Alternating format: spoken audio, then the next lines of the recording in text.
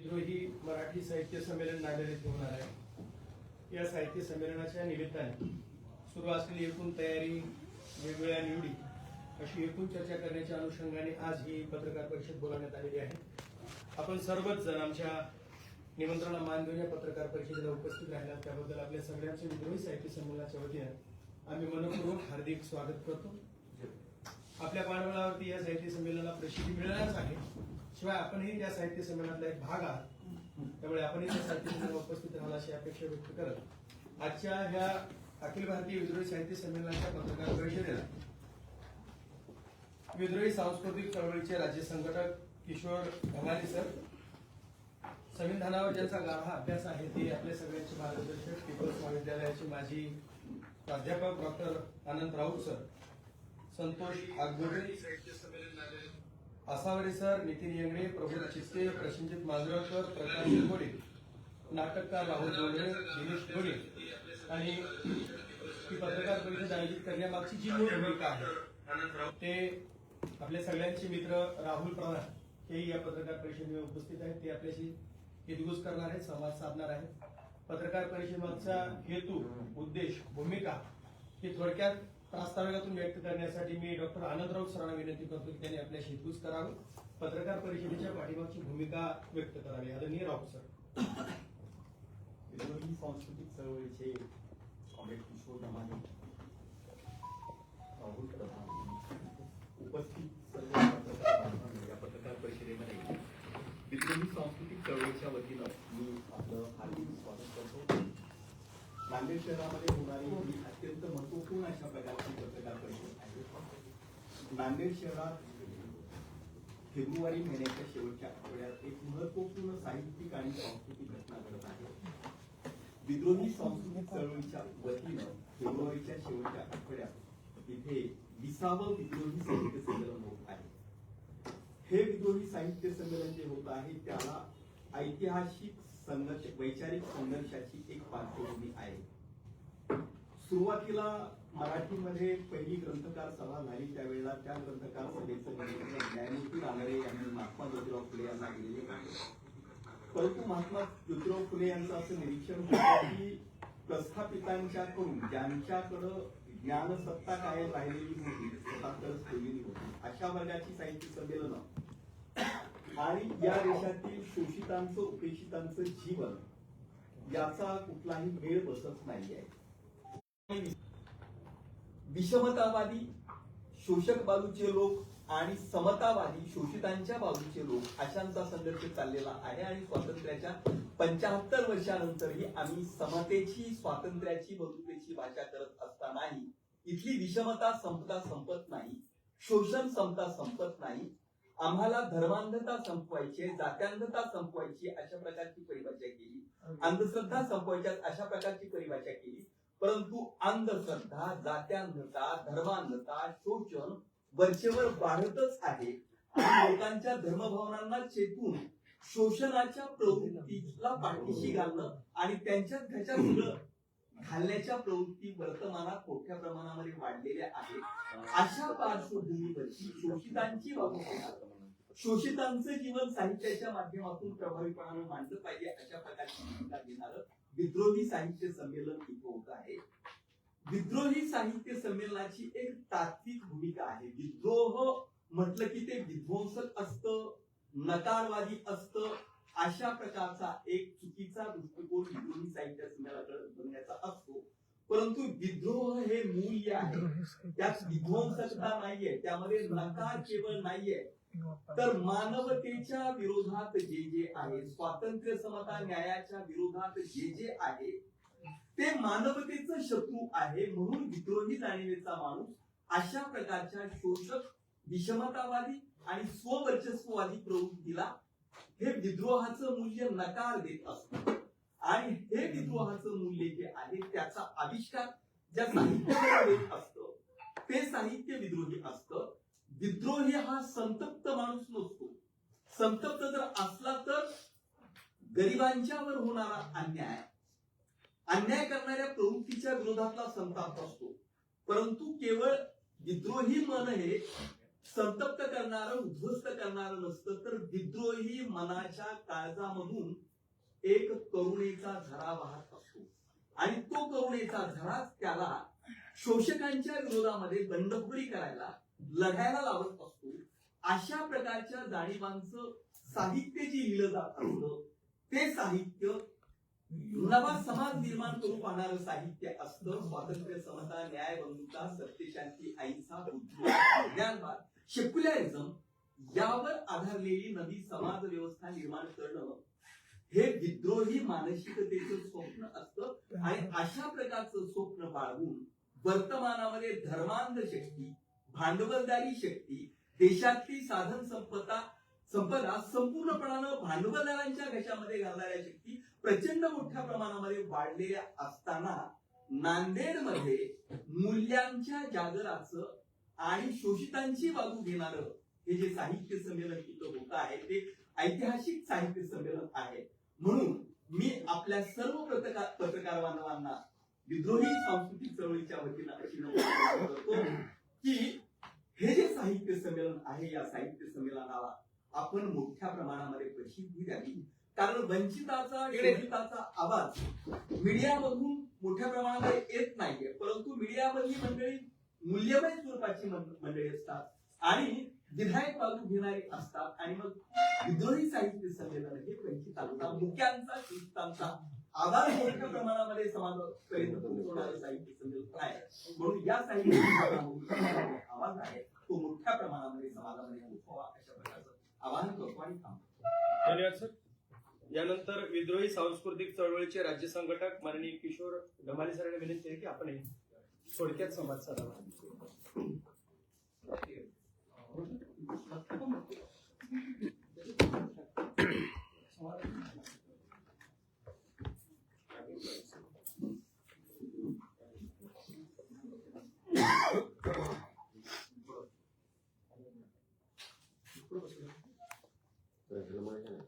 या ठिकाणी असणारे युवा पॅन्थर नेते राहुल प्रधान, ते मार्गदर्शक संविधान तज्ञ डॉक्टर अनंत राऊत सर आणि आसोरे सर आणि विद्रोही साहित्य संमेलनाच्या नांदेडच्या स्वागत समितीचे सदस्य आणि पत्रकार बंधूंनी, 20वे विद्रोही मराठी साहित्य संमेलन हे नांदेड या ठिकाणी घेण्याचं निश्चित झालेलं आहे. नांदेड ही समतावादी परंपरा असलेली नगरी आहे. गुरु गोविंद सिंगांचा मानवतावादी विचार, हजरत हाजी सय्यद मखदूम रफी यांचा सुफी परंपरेचा विचार आणि नंदगिरीचा स्वाभिमानाचा प्रतिकार दर्शवणारा किल्ला आणि या पार्श्वभूमीवर डॉक्टर बाबासाहेब आंबेडकरांच्या विचारांना अभिप्रेत अशी क्रांती घडवण्यासाठी सदैव हिरिरीनं पुढाकार, महाराष्ट्रामध्ये पुढाकार घेणारी नांदेडची भूमी आहे. नामांतर शहीदांची ही भूमी आहे आणि या भूमीमध्ये 20वे विद्रोही साहित्य संमेलन घेताना अत्यंत आम्हाला आनंद होतोय. राज्य कार्यकारिणीच्या वतीनं या दृष्टिकोनातून नोव्हेंबर महिन्यापासून बैठकांचं सत्र नांदेड मध्ये सुरू आहे. हे 20वे साहित्य संमेलन आहे. पहिलं विद्रोही मराठी साहित्य संमेलन हे दादर विरुद्ध धारावी या अशा संघर्षात्मक पार्श्वभूमीवर धारावीमध्ये झालं, आशिया खंडातल्या सर्वात मोठ्या झोपडपट्टीमध्ये. आणि त्यावेळी दादरला अखिल भारतीय मराठी साहित्य संमेलन भरलेलं होतं आणि एकूण त्याच्या संदर्भातले पार्श्वभूमी राऊत सरांनी सांगितलेली आहे.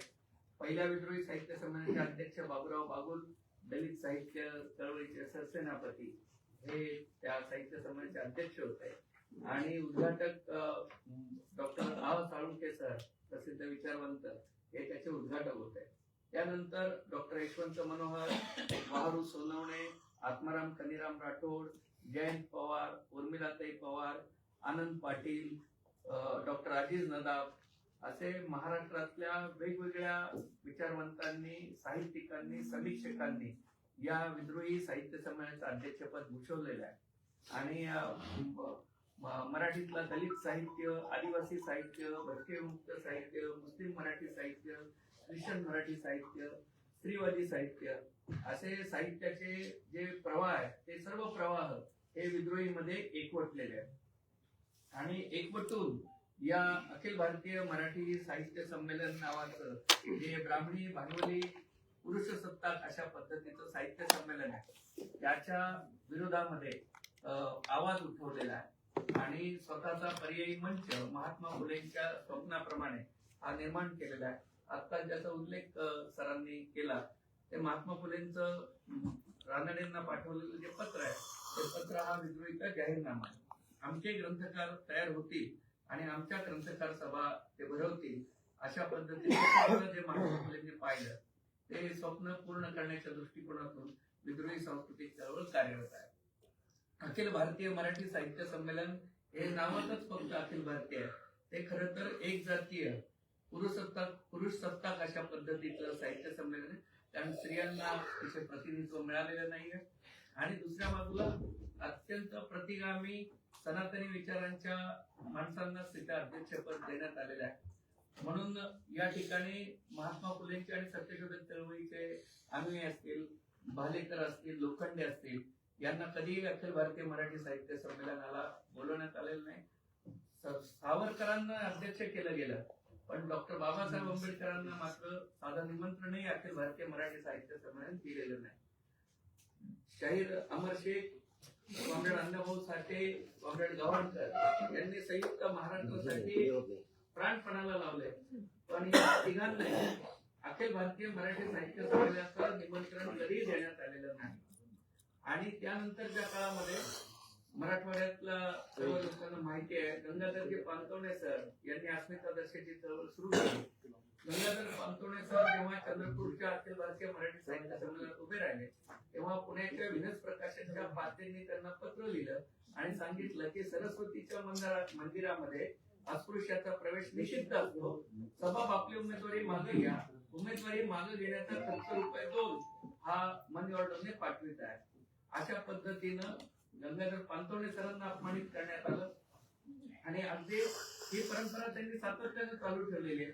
विषमतेचं समर्थन करणाऱ्या परशुरामाची मूर्ती कधी बसवण्यात आली, कधी नयनतारा सहगल सारख्या सेक्युलर विचारांच्या ज्या स्वातंत्र्य चळवळीच्या महिला आहेत त्यांना उद्घाटनासाठी बोलवून त्यांना परत त्यांचं उद्घाटन रद्द करण्याचं आणि त्यांचा अपमान करण्याचंही काम हे अखिल भारतीय मराठी साहित्य संमेलनाच्या लोकांनी केलेलं आहे.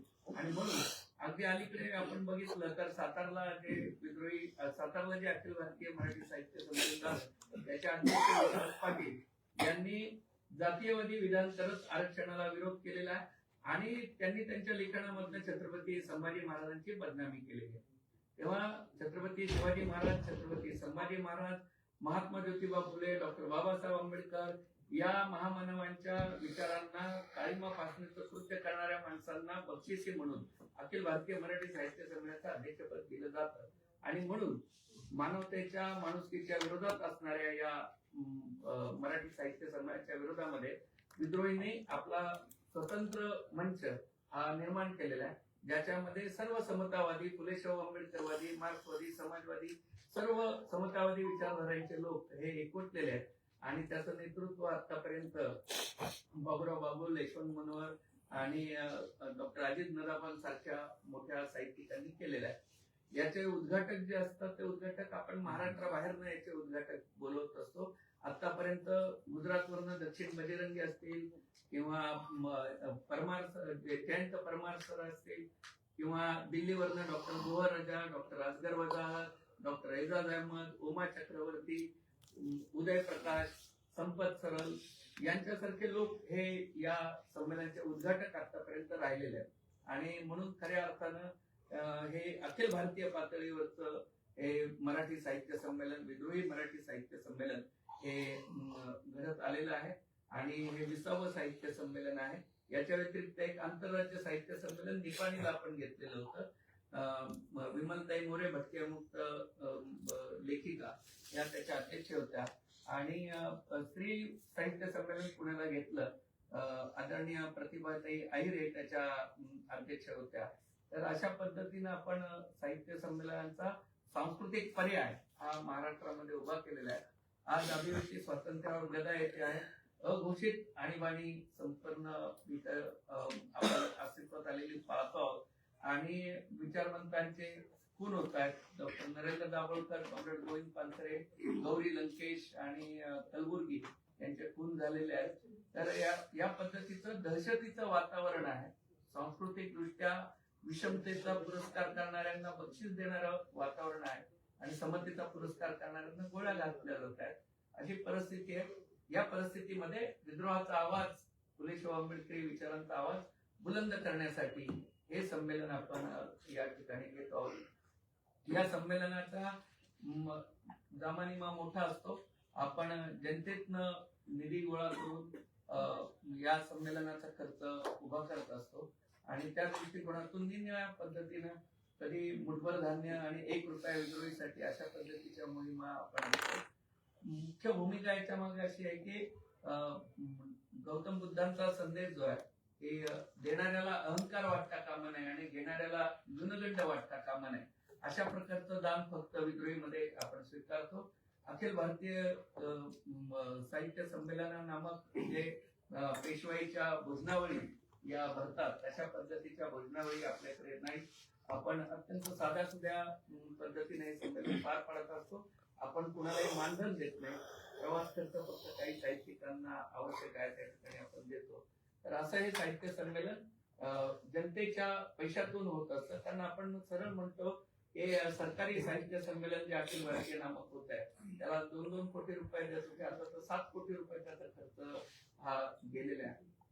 ते लागत नाही, कारण महाराष्ट्राला परंपरा, वारीची परंपरा आहे. पंढरपूरच्या वारीला जाताना कुणाला अनुदान द्यावं लागत नाही, कुणाला सवलती द्याव्या लागत नाही, पैसे द्यावे लागत नाही. आणि दीक्षाभूमी किंवा चैत्यभूमीवर पुस्तकं खरेदी करण्यासाठी किंवा डॉक्टर बाबासाहेब आंबेडकरांच्या विचारांना अभिवादन करण्यासाठी जाताना कुणालाही अनुदान लागत नाही. तर ही महाराष्ट्राची परंपरा आहे. सांस्कृतिक अस्मितेसाठी, सांस्कृतिक उन्नतीसाठी स्वतःच्या खिशातून आपण पैसे खर्च करून या पद्धतीच्या परंपरा जपत आलेलो आहोत. त्यामुळे या भोजनावळी, ज्या पेशवाई भोजनावळी चालू आहेत अखिल भारतीच्या नावाखाली, त्याला आपला विरोध आहे. सरकारनं त्यांना देण्यात येणारं अनुदान बंद करावं असं आपलं म्हणणं आहे. आणि म्हणून जनतेच्या पैशातून आपण हे संमेलन घेतो आहोत. या संमेलनाचे स्वागताध्यक्ष म्हणून विद्रोही कार्यकारिणी आणि स्थानिक संयोजन समितीची बैठक नुकतीच पार पडली. या बैठकीमध्ये स्वागताध्यक्षपदी युवा पॅन्थर आणि फुले आंबेडकरी चळवळीचे तरुण आश्वासक नेतृत्व असलेले राहुल प्रधान यांची निवड ही स्वागताध्यक्षपदी झाल्याची घोषणा करताना आम्हाला अत्यंत आनंद होतो. त्याचबरोबर या ठिकाणी मुख्य संयोजकपदी ज्येष्ठ सामाजिक कार्यकर्ते शिवाजीराव गावंडे यांची निवड करण्यात आलेली आहे. ह्या दोघांच्या नेतृत्वाखाली हे 20वे अखिल भारतीय विद्रोही मराठी साहित्य संमेलन हे या नांदेड नगरीमध्ये अत्यंत दिमागदार पद्धतीनं पार पडेल असा विश्वास हा राज्य कार्यकारिणीला वाटतोय. आणि त्या दृष्टीनं राज्य कार्यकारिणी या स्वागत समितीच्या बरोबर सातत्यानं उभी राहील. याच बरोबर संविधानाचे ज्येष्ठ अभ्यासक आणि कादंबरीकार डॉक्टर अनंत राऊत सर यांची कोषाध्यक्षपदी आणि नांदेडचे सुप्रसिद्ध रंगकर्मी डॉक्टर विजयकुमार माहुरे सर यांची मुख्य समन्वयकपदी आणि माध्यम अभ्यासक, कवी आणि समीक्षक डॉक्टर राजेंद्र गुणारकर सर यांची विद्रोही साहित्य संमेलनाच्या मुख्य निमंत्रकपदी निवड करण्यात आली आहे. या तिघांची आजच या स्वागत अध्यक्ष आणि मुख्य संयोजकांबरोबर आज आम्ही निवड झाल्याचं घोषित करत आहोत. या संमेलनाचं ठिकाण आणि या संमेलनाच्या निश्चित तारखा या स्वागत समितीच्या वतीनं पुढच्या काळात जाहीर केल्या जातील. ती स्वागत समितीची जबाबदारी आहे. राज्य कार्यकारिणीची जबाबदारी हे स्वागताध्यक्ष आणि स्वागत समितीचे इतर पदाधिकारी हे यांची निवड करणं या संदर्भातली जबाबदारी म्हणून आम्ही ही घोषणा आज करत आहोत. या संमेलनाला आजपर्यंत हजारोंच्या संख्येनं लोक उपस्थित राहिलेले आहेत. तुम्ही टीव्ही चॅनल आणि इतर ठिकाणी बघितलं असेल, वर्तमानपत्रात बघितलं असेल. अंबरनेरच्या संमेलनामध्ये पलीकडे 5 मंत्री महोदय पलीकडच्या संमेलनात होते अखिल भारतीय नामक. तरी त्यांचा मंडप रिकामा होता आणि विद्रोहीमध्ये भरगच्च गर्दी होती. वर्ध्यामध्ये त्यांचे अध्यक्ष त्यांचं संमेलन सोडून आपल्याकडे आलेले होते, कारण त्यांचे मंडप रिकामे होते आणि विद्रोहीचा मंडप मात्र पूर्णपणे भरलेला होता. नाशिक, उदगीर, वर्धा, अंमळनेर या 4 ठिकाणी अखिल भारतीय मराठी साहित्य संमेलनाच्या समोरासमोर आपलं लढाई झालेली आहे.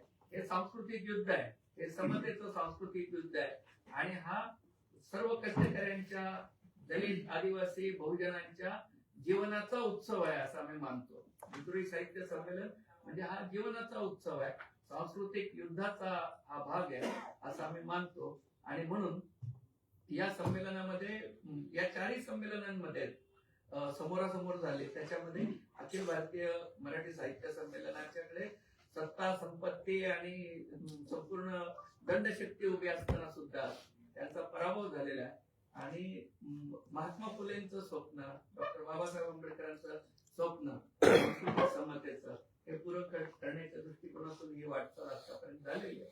आणि नांदेड नगरीच्या निमित्तानं महाराष्ट्रावर, नांदेडनं नेहमीच महाराष्ट्रामध्ये महाराष्ट्राला नवं काहीतरी दिलेलं आहे. त्या दृष्टिकोनातून राहुल प्रधान आणि शिवाजीराव गावंडे यांच्या नेतृत्वाखाली विद्रोही साहित्य संमेलन यशस्वीपणे पार पडेल असा विश्वास हा राज्य कार्यकारिणीच्या वतीनं मी व्यक्त करतो आणि थांबतो. सत्य की जय हो, जय भीम. तर काय विचारू शकतो?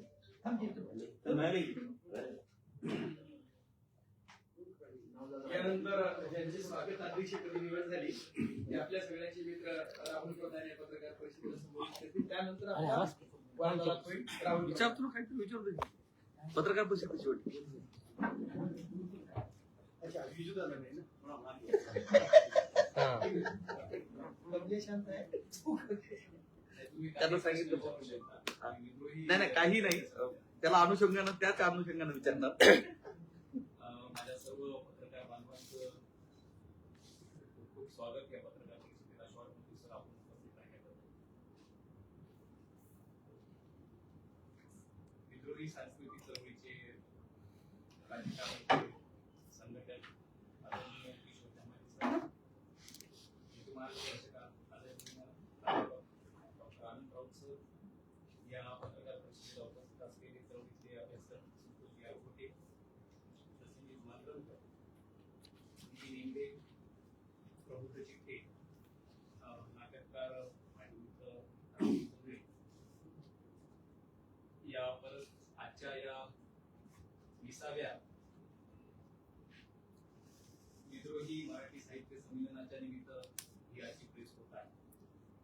आताच एकूण विद्रोही साहित्य संमेलनाच्या अनुषंगानं जी पार्श्वभूमी आहे, या विद्रोही साहित्य संमेलनाचा एक इतिहास आहे, हे पूर्णपणे डॉक्टर आनंद राऊत सरांनी त्यांच्या भूमिकेतून या ठिकाणी मांडलेला आहे आपल्यासमोर. आताच राज्य कार्यकारिणीचे संघटक किशोर धमारे सरांनी विद्रोही साहित्य संमेलनाची संपूर्ण भूमिका आणि त्या पाठीमागचा एक मुख्य आशय काय आहे हे देखील त्यांनी आपल्या समाजासमोर या ठिकाणी मांडलेलं आहे. हे मांडत असताना नांदेड येथे फेब्रुवारी महिन्याच्या अखेरीस हे विद्रोही साहित्य संमेलन भरणार आहे, पार पडणार आहे आणि त्याची जबाबदारी म्हणून त्यांनी स्वागताध्यक्ष म्हणून माझी या ठिकाणी निवड केलेली आहे. या निवडीबद्दल मी आदराने या निवडीचा मी स्वीकार करतो आणि या निवडीबद्दल मी संपूर्ण विद्रोही सांस्कृतिक चळवळीच्या राज्य कार्यकारिणीचे या ठिकाणी मी आभार व्यक्त करतो. ही निवड केवळ माझी नाही, तर ही नांदेडच्या सर्व शाहू फुले आंबेडकर काम करणाऱ्या सर्व कार्यकर्त्यांची निवड आहे असं या ठिकाणी मी जाहीर करतो. राहुल प्रधान हा एक चेहरा आहे. आजपर्यंत आंबेडकरी चळवळीमध्ये नांदेड जिल्ह्यानं एक अमूल्य असे योगदान दिलेलं आहे. आज आपण पाहतो की देश एका वेगळ्या संकटावर उभा आहे. देशामध्ये जी एक विचारधारा या ठिकाणी उभी राहिलेली आहे, ती पूर्णपणे देशाला तोडणारी विचारधारा या देशामध्ये काम करते आणि जी उजवी विचारसरणी जी आहे अत्यंत घातक तर आहेच, पण ती दुरेस तोडणारी कशी आहे तर हे म्हणजे आपण बुद्धापासून तर ती परंपरा आहे ती आपण पाहतो की एक मानवतेची परंपरा आहे, संस्थेची परंपरा आहे, लोकांना जोडणारी परंपरा आहे, लोकांना न्याय देणारी परंपरा आहे. पण आज या भारतामध्ये ह्या सर्व बुद्धांपासून काकू शिवाजी महाराज पासून संत कबीर, शाहू फुले आंबेडकर, संत तुकाराम ही एक विचारांची परंपरा आहे या देशात, या महाराष्ट्रात. पण आज घडीला संघ प्रणित जी काही एक विचारधारा या देशाच्या उरावरती विराजमान होत आहे ती अत्यंत घातक आहे. आज जसं की अखिल भारतीय मराठी साहित्य संमेलनाच्या माध्यमातून आपण बघतो की ज्या पद्धतीनं त्या ठिकाणी लोकांना बोलवल्या जाते, साहित्यिकांना बोलवल्या जाते, ती लोक देश तोडणारी जी लोक आहेत, त्यांची वक्तव्य असतील, त्यांची पुस्तके असतील, त्यांचा विचार आहे, अशा लोकांना त्या ठिकाणी त्या लोकांचा उपयोग होतो. आणि हे सगळं जे काही घडतं हे सगळं सरकार प्रायोजित आहे. जसं की धमाले सरांनी सांगितलं की अखिल भारतीय साहित्य संमेलनाला महाराष्ट्र सरकारकडून जवळपास 7 कोटी रुपयाचा निधी अवेलेबल उपलब्ध होतो. तर ही विचाराची लढाई आहे, पण ह्या विचाराच्या लढाईमध्ये एवढा पैसा एका साहित्य संमेलनासाठी सरकार खर्च करत असेल तर याच्या पाठीमागची भूमिका आपण समजून घेणं अत्यंत गरजेचं आहे असं मला वाटतं.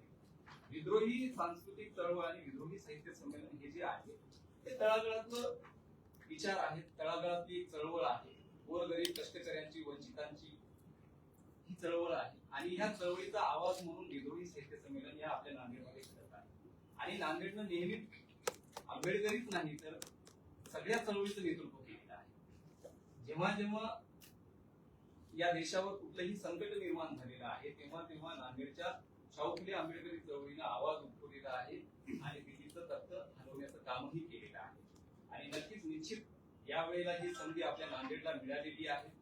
मी या पत्रकार परिषदेच्या माध्यमातून आपल्या सर्व पत्रकार बांधवांना विनंती करतो की आपणही या संमेलनाचा एक भाग व्हावा आणि आपणही या संमेलनाचा आवाज म्हणून या संमेलनाचा आवाज महाराष्ट्रापर्यंत, देशापर्यंत कसा पोहोचेल यासाठी आपणही थोडंसं आम्हाला हातभार द्यावा, आमचा आवाज आपणही पोहोचावा अशी मी आपल्या सर्वांकडून एक अपेक्षा व्यक्त करतो.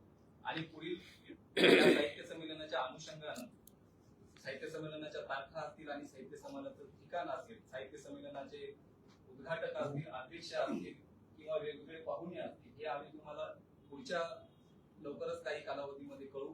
आपण शॉर्ट नोटीसवर आजच्या या पत्रकार परिषदेला उपस्थित राहिला याबद्दलही मी पुन्हा एकदा आपले आभार मानतो आणि आजची पत्रकार परिषद संपली असं मी जाहीर करतो. सरांना एक प्रश्न आहे माझा, आपल्याला एक प्रश्न आहे. भारतीय राज्यघटना अरबी समुद्रात बुडवा असं विधान एका भाजपा कार्यकर्ते गणेश बिडकर यांनी केलेलं आहे. विद्रोही साहित्यिक आहेत, अशा परिस्थितीमध्ये विद्रोही साहित्य समोर काय येत नाही, रस्त्यावर का उतरत नाहीत? रस्त्यावर उतरतो ना मी, रस्त्यावर उतरण्याचे आता तुम्ही बघितलं असेल स्वागताध्यक्ष आमचे जे आहेत ते आपले चळवळीचे प्रमुख आहेत, रस्त्यावरच्या लढाईचे नेते आहेत. आणि विद्रोही सांस्कृतिक चळवळीच्या निमित्तानं आपण विद्रोही साहित्य संमेलन घेत असतो तेव्हा त्याच्या मागे प्रबोधनाची भूमिका असते. त्यातून प्रबोधन करावं आणि हा सर्व या विचारांवर आधारित ज्या चळवळी चालल्या आहेत त्या चळवळींना एकवटावं हे एवढीच जबाबदारी विद्रोही साहित्य संमेलनांची आहे. विद्रोही साहित्य संमेलनांमधून प्रेरणा घेऊन लोक रस्त्यावर उतरतात, लोक लढाई करतात आणि तसं लढाया चालू आहे. आदिवासी भागामध्ये जलजंगल प्रश्नावरची लढाई चालू आहे. राज्यघटना वाचवण्यासाठीची लढाई जेव्हा फेराडावा आयोग नेमला तेव्हापासून 96 सालापासून 98 सालापासून चालू आहे.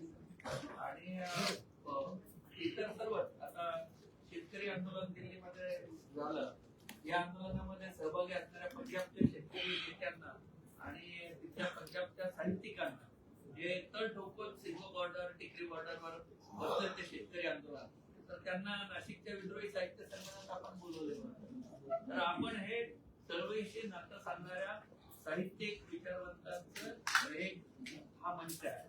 सर, नामदेव ढसाळांपासून आतापर्यंत या देशामध्ये खास करून महाराष्ट्रामध्ये अनेक विद्रोही साहित्यकार किंवा साहित्यिक होऊन गेलेले आहेत आणि त्याच्यानंतरचा जो काही भाग आहे आतापर्यंतचा, तर या विद्रोह हा फक्त साहित्य संमेलने खूप चांगल्या दर्जेदार आणि मनाला आकर्षित करणाऱ्या कविता आणि करमणूक याच्या पुरताच मर्यादित झालाय का?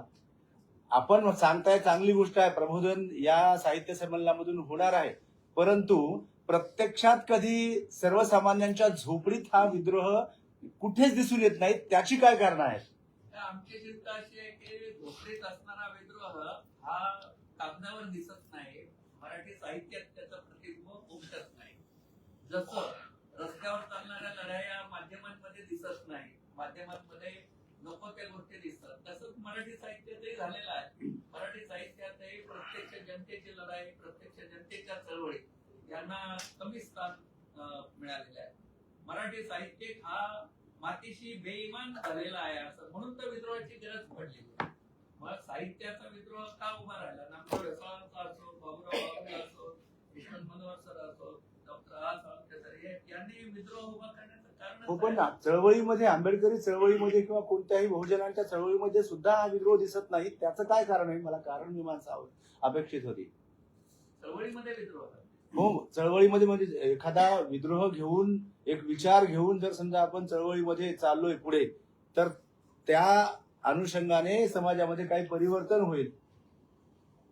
मोठ्या प्रमाणात झालेला आहे. मला असं वाटतं की हा संपूर्ण डॉक्टर बाबासाहेब आंबेडकरांनी जो विद्रोह केला त्याच्यापासून प्रेरणा घेऊन दलित साहित्य चळवळ निर्माण झाली. जनतेचा विद्रोह, जनताची चळवळ ही उभी राहते आणि त्याच्यापासून प्रेरणा साहित्य घेतात, ते साहित्य निर्मिती करतात आणि साहित्यापासून प्रेरणा घेऊन पुन्हा नव्या चळवळी जनता उभारते. हा दुतर्फी सगळा प्रकार आहे आणि त्यामुळे कधी चळवळी थांबल्यासारख्या वाटल्या तर साहित्य हे साहित्यानं चळवळीला प्रेरणा देण्याचं काम करावं आणि कधी साहित्यिक तबकल्यासारखे वाटले, साहित्यिक हे अखिल भारतीयच्या नादी लागले किंवा कोणाच्या सत्ताधाऱ्यांच्या बिदाग्या घेण्याच्या मागे लागले, एखादी कविता सादर करण्यासाठी मंच मिळावा म्हणून कुठं रांगा लावायला लागले, तर त्यावेळेस चळवळीतले कार्यकर्ते एकत्र येऊन त्यांनी साहित्यिकांना आपल्या अभिव्यक्तीसाठीची संधी, मंच उपलब्ध करून द्यावा. अशा प्रकारचं हे दुतर्फी नातं असतं. सर, माझा प्रश्न आहे, अखिल भारतीय मराठी साहित्य संमेलन ज्या शहरामध्ये होत गेलं त्याच शहरामध्ये पॅरल आपलं हे विद्रोही साहित्य संमेलन होत गेलं. मग आताच का आपण आपलं पहिलं संमेलन दादरला अखिल भारतीय मराठी साहित्य संमेलन झालं आणि त्यावेळी मनोहर जोशी स्वागत अध्यक्ष होते आणि म्हणून आपण त्याला प्रतिकार म्हणून, पर्याय म्हणून, हे फॅसिस्ट लोक आहेत, हे रंगसफेदी करतायत आणि म्हणून त्याला पर्याय म्हणून आपण मेघावीमध्ये हे संमेलन घेतलं. वर्धेला पण झालं पहिलं संमेलन धारावीचं, नंतर आठवं संमेलन सोलापूरचं समोरासमोर झालेलं, नंतर 15वं संमेलन आणि नंतर 15, 16, 17, 18 हे 4 सलग झाले. पण मध्ये पहिलं, 8वं आणि 15 याच्यामध्ये आणि मागच्या वर्षी सुद्धा ते दिल्लीला गेले. मोदी शहांचं संपूर्ण पाठबळ त्यांना होतं. ते अखिल भारतीय मराठी साहित्य संमेलन नव्हतं, तर तो भाजप कार्यकर्ता मेळावा तालकटोरा स्टेडियमला भरलेला होता. तर त्यामुळे आम्ही काही दिल्लीला मागच्या वर्षी गेलो नाही. मागच्या वर्षी आपण छत्रपती संभाजीनगरमध्ये आम खास मैदानामध्ये हे संमेलन घेतलं. आपण आपल्या पद्धतीनं संमेलन घेतो. दरवेळी आपण काही समोरासमोर जात नाही. आपण फक्त सलग 4 वर्ष दाखवून दिलं की तुम्ही काय आहात. तुम्ही साहित्य संस्कृतीच्या नावाखाली पोटभरू आणि लाचार फौज निर्माण करत आहात. याच्या पलीकडे साहित्य संस्कृतीचं सुद्धा काही नातं राहिलेलं नाही. राजकीय दलाल बनलेले आहेत साहित्यिक नावाचे लोक. हे आपण सिद्ध केलेलं आहे आणि ते सिद्ध केल्यानंतर प्रत्येक वेळी समोरासमोर जाण्याचं काही कारण. राऊत सरांना प्रश्न आहे माझा. सर, आपण संविधानाचे अभ्यासक आहात. या विद्रोही साहित्य संमेलनामध्ये दिवसेंदिवस संविधानावर घाले घातल्या जात आहेत, तर त्यावर काही विचार होणार आहे का? हे विद्रोही साहित्य संमेलन संविधान मूल्यांना समर्पित आहे. म्हणून या विद्रोही साहित्य संमेलनामध्ये भारतीय संविधानाचा जो ध्येयवाद आहे त्या ध्येयवादाला केंद्रस्थानी ठेवूनच या विद्रोही साहित्य संमेलनामध्ये चर्चा होणार आहे. यामध्ये मुख्य वैचारिक स्वरूपाचा जो भाग असतो तो वेगवेगळ्या परिसंवादांचा असतो. त्या परिसंवादामध्ये काही महत्वपूर्ण असे परिसंवाद हे भारतीय संविधानावरच असणार आहे. त्याचबरोबर या साहित्य संमेलनामध्ये विशेष व्याख्यानाचा एक भाग असतो. त्या विशेष व्याख्यानामध्ये देखील वर्तमानामध्ये भारतीय संविधानाच्या विरोधामध्ये ज्या मोठ्या प्रमाणात प्रवृत्ती वाढलेल्या आहेत, विशेषतः काय वाढलेलं आहे ते मी तुम्हाला सांगतो की वर्तमानामध्ये इंडिया दॅट इज भारत हा जो भारतीय संविधानाचा पहिला अनुच्छेद आहे, या पहिल्या अनुच्छेदावरच इथली धर्मांध माणसं आघात घालत आहेत. जे लोक भारताचं हिंदू राष्ट्र निर्माण करायचं असं म्हणतात ते लोक भारतीय संविधानच मानत नाहीत असं आमचं म्हणणं आहे. म्हणून हिंदू राष्ट्र निर्माण करण्याची भूमिका ही राष्ट्राला तोडणारी भूमिका आहे. त्याचबरोबर एक विधेयक आणलेलं आहे यांनी संसदेमध्ये, समाजवाद आणि धर्मनिरपेक्षता हे जे दोन शब्द प्रियांबल मध्ये आहेत हे काढून टाकावेत त्यासाठीचं विधेयक सुद्धा यांनी आणलेलं आहे. त्याला सुद्धा हे विद्रोही साहित्य संमेलन मोठ्या प्रमाणामध्ये विरोध करणार आहे. कारण वर्तमानातलं सरकार जे आहे ते संविधानाच्या विरोधातल्या भूमिका सातत्याने घेत आहे. भांडवलदार खाजगी धोरणं राबवत आहे. या देशाची जल जंगल जमीन ही सारी सार्वजनिक संपदा मूढभर भांडवलदारांच्या घशामध्ये जाईल अशा प्रकारची प्रचंड मोठ्या प्रमाणात धोरणं राबवत आहे. राज्य धोरणाची नीती तत्व पायदळी मोठ्या प्रमाणामध्ये पुरवत आहे. सेक्युलरिझमला पायदळी पुरवत आहे. म्हणून या संविधान विरोधी प्रवृत्ती विरोधाचा आवाज विद्रोही साहित्य संमेलनामधून मोठ्या प्रमाणामध्ये येणार आहे. आणि विद्रोही साहित्य संमेलन सर्व समतावाद्यांना आणि संविधान प्रेमींना आवाहन करणार आहे की आपण विखुरलेल्या अवस्थेत काम न करता विद्रोही आहे हा सर्व समतावाद्यांचा आवाज आहे. आणि म्हणून हा आवाज जास्तीत जास्त मोठा कसा होईल या दृष्टिकोनातून सर्व समतावाद्यांनी जर प्रयत्न केला तर या संविधान विरोधी शक्ती नक्कीच पराभूत होईल. सर मला एक प्रश्न आहे. ढसाळांच्या नावाखाली अनेकांनी आपली दुकाने थाटली असं मल्लिका ढसाळ म्हणाल्या. त्यांनी फडणवीसांना बोलताना कुटुंबाची जी परवड आहे आमच्या कुटुंबाची परवड होते असं त्यांनी दुःख व्यक्त केलं फडणवीसाकडे. कसं पाहिजे याकडे? ढसाळांच्या नंतर आमच्या कुटुंबाची परवड होते तब्येत बरी नाही आहे आणि त्यामुळे त्यांना चळवळीच्या कुवतीनुसार मदत केलेली आहे. आणि अलीकडच्या काळात त्यांचे कविता संग्रह सुद्धा प्रकाशित झालेले आहेत आणि त्यालाही चांगला प्रतिसाद मिळालेला आहे. तेव्हा एकूणच हे दुःख, दैन्य, दारिद्र्य हे त्यांच्या समोर कायम आव्हान म्हणून उभं राहिलेलं आहे. अशा कष्टकरी शोषित दलित जनतेची ही चळवळ आहे. समोर ठेवून द्या समोर. दलित जनतेची चळवळ आहे. त्याच्यामुळे काही साहित्यिकांच्या बाबतीमध्ये असं होऊ शकतं आपल्याकडे साधनं कमीच आहेत ना. साधन संपत्तीवर दबा धरून बसलेले जे सत्ताधारी आहेत त्यांच्या विरोधातली लढाई आहे. त्यामुळे बहुतेक दृष्ट्या आपण सर्व साहित्यिकांना आपण काही फार काही देऊ शकत नाही आणि साहित्यिकांची काही अपेक्षा नसते फारशी तरी. तेव्हा काही आजारी मल्लिका काही आजारी आहेत आणि त्यांना जनतेला मदत करावी अशा प्रकारचं आवाहन आपण केलेलं आहे. अण्णाभाऊ साठेंनी ज्या कादंबऱ्या लिहिल्या ग्रामीण साहित्य आहे, दलित साहित्य आहे प्रामुख्याने आणि ते साहित्य त्यांनी बाबासाहेबांच्या विचारांना आणि बाबासाहेबांना अर्पण केलेलं आहे. मात्र मातंग समाजातील जे काही नेते आहेत, कार्यकर्ते आहेत, लेखक आहेत, बाबासाहेबांचे विचार आणि बाबासाहेबांना त्यांनी का स्वीकारू शकत नाही? तुमची काय काळीमीमांसा या गोष्टीवर? अण्णाभाऊ साठे हे समस्त कष्टकऱ्यांचे, शोषितांचे, दलितांचे, बहुजनांचे नेते होते आणि साहित्यिक होते. त्यांनी समुद्र मानव जातीसाठीचं लिखाण केलेलं आहे. त्याचं लिखाण कुठल्या एका जातीला उद्देशून होतं अशा पद्धतीचं काही आम्हाला वाटत नाही आणि त्यांच्यापासून प्रेरणा घेऊनच ही चळवळ उभी आहे. आमच्या प्रत्येक पत्रकामध्ये आम्ही त्यांचा उल्लेख केलेला असतो की त्यांनी कशा पद्धतीनं साहित्य निर्माण केलं. ज्यात बदल घालून घाव सांगून केले मला भीमराव हे त्यांनी म्हटलेलं आहे.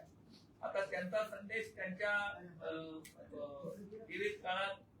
जनतेपर्यंत पोहोचला नाही, प्रस्थापित व्यवस्थेने तो पोहोचू दिला नाही, तो या विद्रोही साहित्य संमेलनाच्या निमित्तानं पोहोचवण्याचा आम्ही सातत्यानं प्रयत्न केलेला आहे. आणि या संमेलनामध्ये उदाहरणार्थ सांगायचं तर अंमळनेरला अखिल भारतीय मराठी साहित्य संमेलन भरलं, पण त्यांना माहित सुद्धा नाही की त्याच ठिकाणी अंमळनेरच्या कामगारांच्या वरती अण्णाभाऊ साठेंनी पोवाडा लिहिलेला होता. विद्रोही साहित्य संमेलनानं आमचे शाहीर वाघमारे धुळ्याचे, त्यांना आम्ही तो पोवाडा उपलब्ध करून दिला. त्यांनी अण्णाभाऊ साठेंचा तो पोवाडा त्या ठिकाणी म्हणला.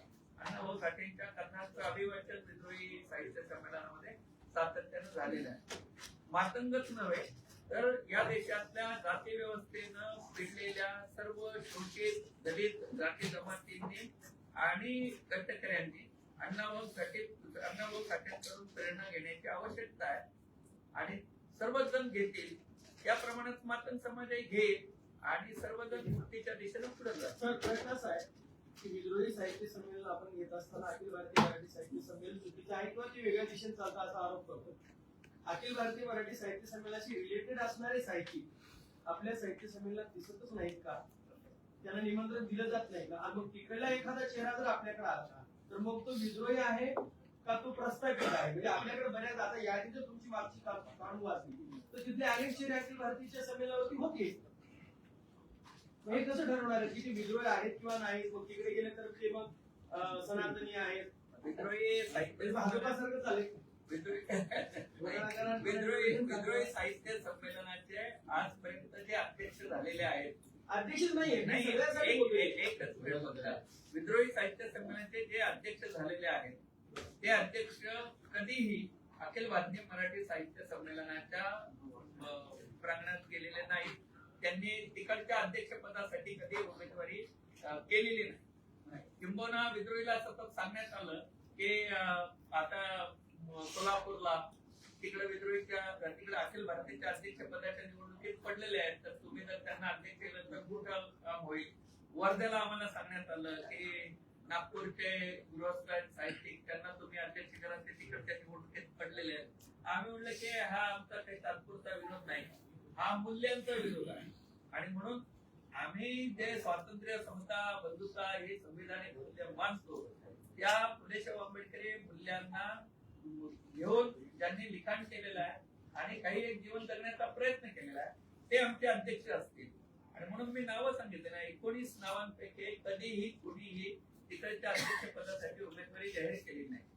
त्याच्यापेक्षा महत्वाची अट आमची आहे, समरसता मंच आणि प्रतिभा संघ हे RSSच्या ज्या सांस्कृतिक आघाड्या त्याच्यावर नुसतं जाणारा जरी असेल तरी त्याला आमच्या इथे निमंत्रण नसतं, त्याचं नाव आमच्या निमंत्रण पत्रिकेत दिसणार नाही.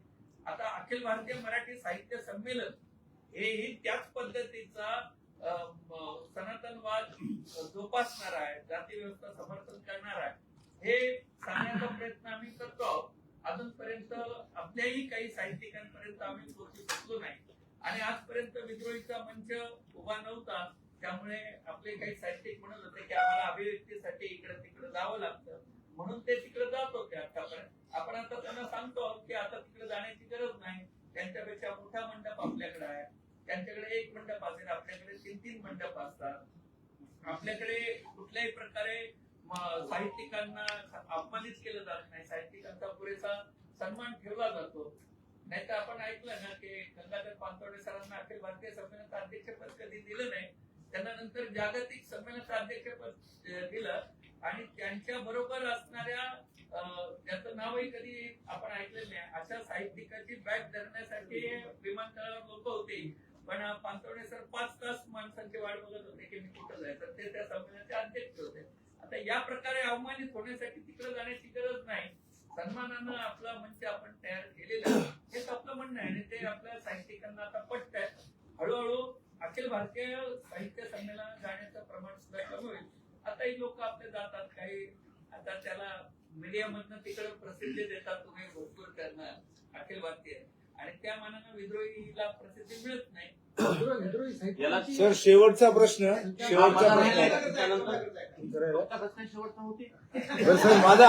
माझा शेवटचा प्रश्न दुरुस्ती करतो, दुरुस्ती गृहीत धरा काय सर, दलित पॅन्थरचा उदय झाला. या संघटनेनं एक देदीप्यमान कार्यकाल घालवला समाजाच्या संघटनेसाठी, समाजाच्या हितासाठी आणि अन्यायाच्या विरोधात बंड पुकारण्यासाठी. आणि त्याच्यानंतर या संघटनेचा अस्त झाला. पण आजही अनेक जण स्वतःला पॅन्थर म्हणून घेतात.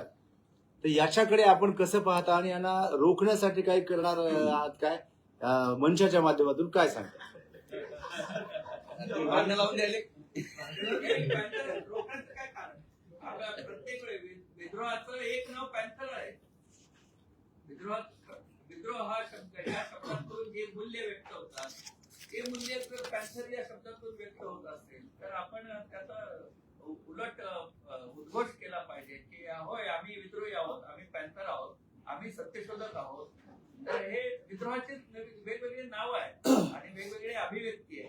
काही सांस्कृतिक अभिव्यक्ती आहे, काही कवितांमधून होणारी अभिव्यक्ती आहे, काही रस्त्यावरती होणारी अभिव्यक्ती आहे, काही दगडफेकीतून होणारी अभिव्यक्ती आहे. अभिव्यक्तीचे वेगवेगळे प्रकार आहेत. सर, म्हणजे कोणत्या ज्येष्ठ साहित्यिकांना म्हणजे माणूस आहे?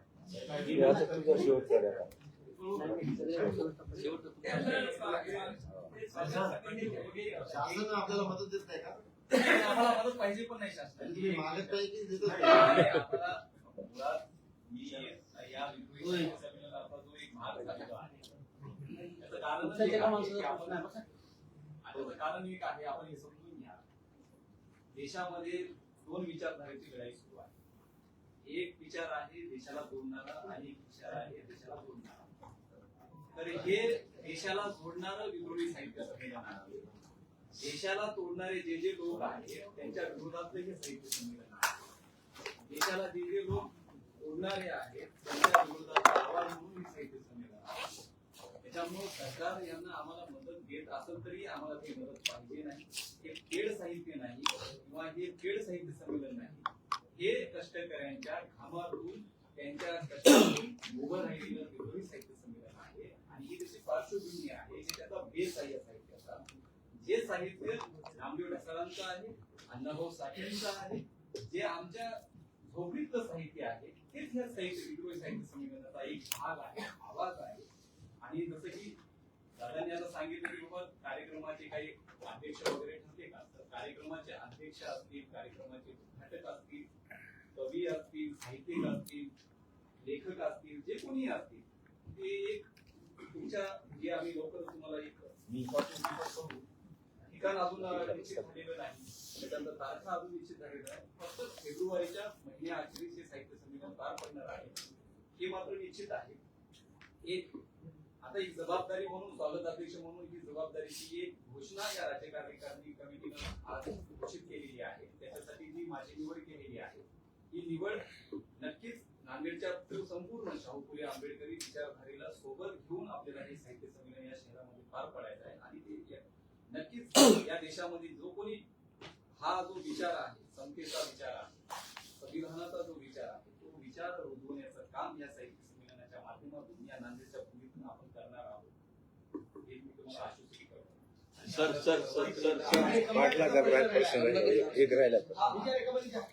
साहित्यिक तथा ज्येष्ठ पत्रकार कमलाकर बिरादार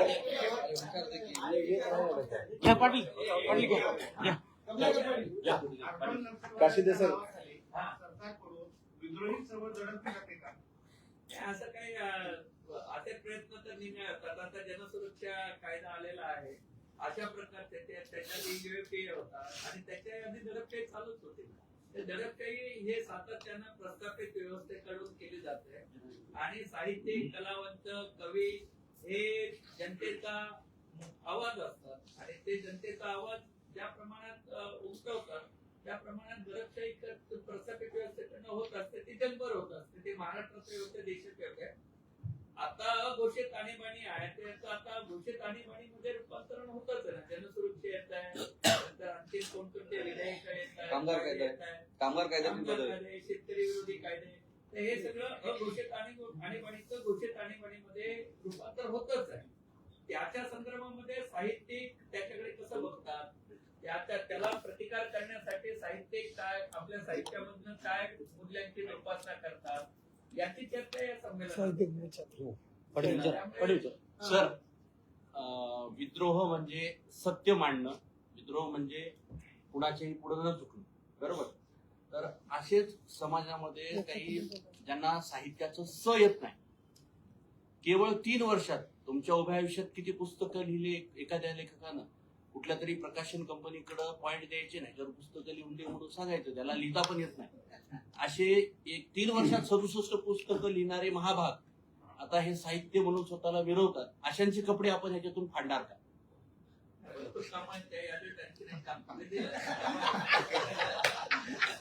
नाव देऊन टाक कोण आहे ते.